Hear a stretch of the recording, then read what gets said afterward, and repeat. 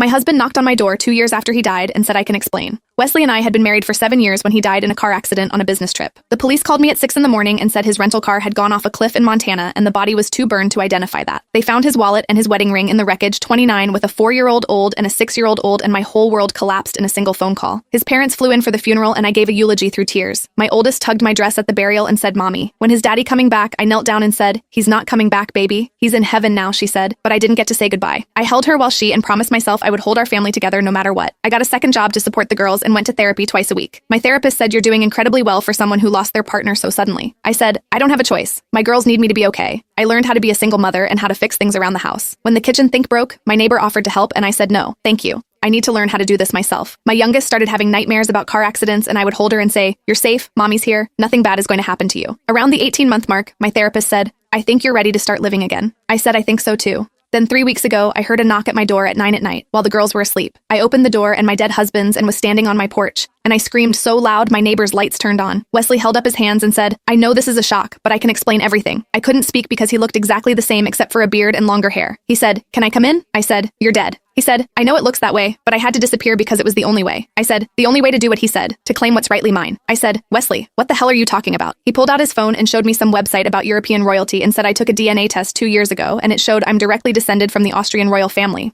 I'm a Habsburg, and I have a legitimate claim to restore titles and land. I stared at him and he kept going. He said I couldn't pursue it as a regular American with a family, so I had to shed my old identity. I staged the accident and went to Europe to prove my lineage. I said, "You let me think you were dead for 2 years because of a DNA test." He said, "It's not just a DNA test, it's my birthright, and I was meant for greatness, and I couldn't let a family hold me back from claiming my throne." I said, "Your throne, Austria, doesn't even have a monarchy anymore." He waved his hand and said, "That's a technicality because there's a movement to restore it, and when they do, I'll be in position." I started laughing and he frowned and said, "Why are you laughing?" I said, "Because you destroyed our entire family for a..." He said, "It's not a fantasy because I have the documents and the proof."